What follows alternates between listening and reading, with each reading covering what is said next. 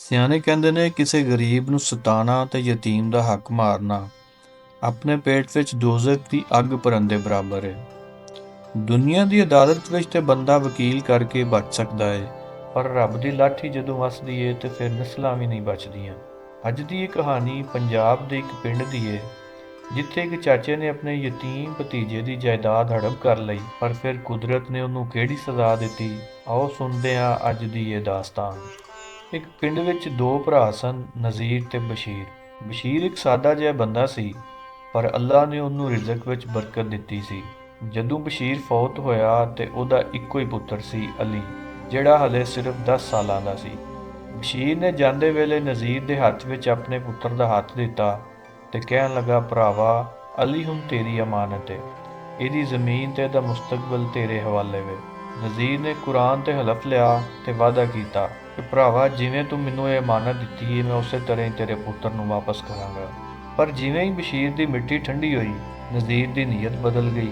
ਉਹਨੇ ਸੋਚਿਆ, ਬਸ਼ੀਰ ਤੇ ਟੁਰ ਗਿਆ ਹੈ, ਹੁਣ ਇਹ 50 ਕਿੱਲੇ ਜ਼ਮੀਨ ਮੈਂ ਕਿਉਂ ਇਸ ਛੋਕਰੇ ਨੂੰ ਦਿਆਂ। ਨਜ਼ੀਰ ਨੇ ਅਲੀ ਤੇ ਉਹਦੀ ਮਾਂ ਨੂੰ ਹਵੇਲੀ ਦੇ ਇੱਕ ਨਿੱਕੇ ਜਿਹੇ ਕਮਰੇ ਵਿੱਚ ਸੁੱਟ ਦਿੱਤਾ। ਉਹਨਾਂ ਨੂੰ ਮਿਸੀ ਲੂਣੀ ਰੋਟੀ ਮਿਲਦੀ ਤੇ ਉਹ ਗੁਜ਼ਾਰਾ ਕਰਦੇ ਰਹੇ। ਨਜ਼ੀਰ ਨੇ ਆਪਣੇ ਪੁੱਤਰ ਕਾਮਰਾਨ ਨੂੰ ਸ਼ਹਿਰ ਦੇ ਮਹਿੰਗੇ ਸਕੂਲਾਂ ਵਿੱਚ ਪੜ੍ਹਾਇਆ ਤਾਂ ਕਿ ਉਹ ਵੱਡਾ ਆਦਮੀ ਬਣ ਸਕੇ, ਤੇ ਅਲੀ ਨੂੰ ਖੇਤਾਂ ਵਿੱਚ ਕੰਮ ਕਰਨ ਲਈ ਰੱਖ ਲਿਆ। ਅਰਸਾ ਲੰਘਿਆ।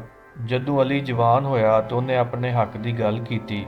ਨਜ਼ੀਰ ਨੂੰ ਗੁੱਸਾ ਆ ਗਿਆ ਤੇ ਉਹਨੇ ਉਹਨੂੰ ਧੱਕੇ ਮਾਰ ਕੇ ਬਾਹਰ ਕੱਢ ਦਿੱਤਾ ਤੇ ਕਹਿਣ ਲੱਗਾ, ਕਿਹੜਾ ਹੱਕ? ਤੇਰਾ ਪਿਓ ਤੇ ਸਾਰਾ ਮਾਲ ਮੇਰੇ ਕੋਲੋਂ ਕਰਜ਼ਾ ਲੈ ਕੇ ਉਡਾ ਗਿਆ ਸੀ। ਇਹ ਜ਼ਮੀਨ ਹੁਣ ਮੇਰੀ ਏ। ਨਜ਼ੀਰ ਨੇ ਝੂਠੇ ਕਾਗਜ਼ ਬਣਾ ਕੇ ਅਲੀ ਨੂੰ ਪਿੰਡੋਂ ਕੱਢ ਦਿੱਤਾ। ਅਲੀ ਨੇ ਜਾਂਦਿਆਂ ਇਹ ਗੱਲ ਜ਼ਰੂਰ ਕੀਤੀ, ਚਾਚਾ, ਮੈਂ ਜਾ ਰਿਹਾ ਵਾਂ, ਪਰ ਯਾਦ ਰੱਖੀ, ਯਤੀਮ ਦੀ ਅਰਸ਼ ਹਿਲਾ ਦਿੰਦੀ ਏ। ਗੁਜ਼ਰਦਿਆਂ 20 ਸਾਲ ਗੁਜ਼ਰ ਗਏ। ਨਜ਼ੀਰ ਹੁਣ ਪਿੰਡ ਦਾ ਸਭ ਤੋਂ ਅਮੀਰ ਬੰਦਾ ਸੀ। ਉਹਦਾ ਪੁੱਤਰ ਕਾਮਰਾਨ ਸ਼ਹਿਰੋਂ ਵੱਡਾ ਅਫਸਰ ਬਣ ਕੇ ਆਇਆ। ਨਜ਼ੀਰ ਬਹੁਤ ਖੁਸ਼ ਸੀ ਕਿ ਉਹਨੇ ਆਪਣੇ ਪੁੱਤਰ ਦੀ ਜ਼ਿੰਦਗੀ ਬਣਾ ਦਿੱਤੀ ਏ, ਪਰ ਖੁਸ਼ੀਆਂ ਦੇ ਢੋਲ ਵੱਜਣ ਤੋਂ ਪਹਿਲੇ ਹੀ ਕੁਦਰਤ ਨੇ ਪਹਿਲਾ ਵਾਰ ਕਰ ਦਿੱਤਾ। ਕਾਮਰਾਨ ਨੂੰ ਇੱਕ ਐਸੀ ਬਿਮਾਰੀ ਲੱਗ ਗਈ ਜਿਹੜੀ ਦੁਨੀਆ ਦੇ ਕਿਸੇ ਵੀ ਡਾਕਟਰ ਦੀ ਸਮਝ ਵਿੱਚ ਨਹੀਂ ਆ ਰਹੀ ਸੀ। ਉਹਦਾ ਜਿਸਮ ਹੌਲੇ-ਹੌਲੇ ਗਲਣ ਲੱਗ ਪਿਆ। ਨਜ਼ੀਰ ਨੇ ਲੱਖਾਂ ਰੁਪਏ ਲਾਏ, ਉਹ ਜ਼ਮੀਨ ਵੀ ਵੇਚ ਦਿੱਤੀ ਜਿਹੜੀ ਅਲੀ ਤੋਂ ਖੋਈ ਗਈ ਸੀ, ਪਰ ਕਾਮਰਾਨ ਦੀ ਹਾਲਤ ਵਿੱਚ ਜ਼ਰਾ ਫਰਕ ਨਾ ਆਇਆ। ਇੱਕ ਰਾਤ ਨਜ਼ੀਰ ਖ਼ਾਬ ਵਿੱਚ ਵੇਂਦਾ ਹੈ ਕਿ ਉਹੀ ਜ਼ਮੀਨ ਜਿਹੜੀ ਉਹਨੇ ਹੜਪ ਕੀਤੀ ਸੀ, ਉੱਥੇ ਅੱਗ ਲੱਗੀ ਹੋਈ ਹੈ ਤੇ ਕਾਮਰਾਨ ਉਸ ਅੱਗ ਵਿੱਚ ਸੜ ਰਿਹਾ ਹੈ।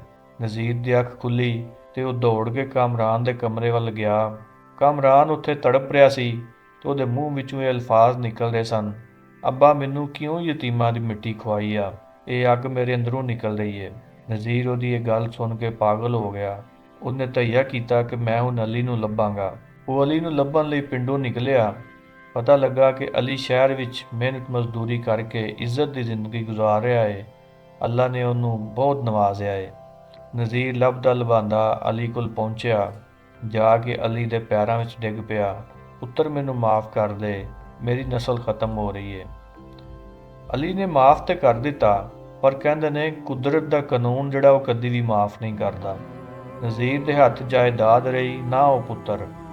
ਕਾਮਰਾਨ ਫੌਤ ਹੋ ਗਿਆ ਤਾਂ ਨਜ਼ੀਰ ਅੱਜ ਵੀ ਪਿੰਡ ਦੇ ਬਾਹਰ ਇੱਕ ਦਰਖਤ ਥੱਲੇ ਬਹਿ ਕੇ ਸਾਰਾ ਦਿਨ ਰੋਂਦਾ ਰਹਿੰਦਾ ਹੈ ਤੇ ਹਰ ਲੰਘਣ ਵਾਲੇ ਨੂੰ ਕਹਿੰਦਾ ਹੈ, ਲੋਕੋ, ਕਦੀ ਕਿਸੇ ਯਤੀਮ ਦਾ ਹੱਕ ਨਾ ਮਾਰਿਆ ਜੇ, ਇਹਦੀ ਸਜ਼ਾ ਦੁਨੀਆ ਵਿੱਚ ਹੀ ਮਿਲ ਜਾਂਦੀ ਹੈ। ਸੋਨਾ ਗੱਖੜ ਦੇ ਦੋਸਤੋ, ਅੱਜ ਦੀ ਇਹ ਕਹਾਣੀ ਸਾਨੂੰ ਇਹ ਸਬਕ ਦਿੰਦੀ ਹੈ, ਨਾਜਾਇਜ਼ ਦੌਲਤ ਵਿੱਚ ਕਦੀ ਬਰਕਤ ਨਹੀਂ ਆਉਂਦੀ ਤੇ ਯਤੀਮ ਦਾ ਮਾਲ ਖਾਣਾ ਆਪਣੇ ਪੇਟ ਵਿੱਚ ਅੱਗ ਭਰਨ ਦੇ ਬਰਾਬਰ ਹੈ। ਰੱਬ ਦੀ ਲਾਠੀ ਬੜੀ ਬੇਆਵਾਜ਼ ਹੈ, ਉਹਦੀ ਮਾਰ ਬੜੀ ਸਖਤ ਹੈ।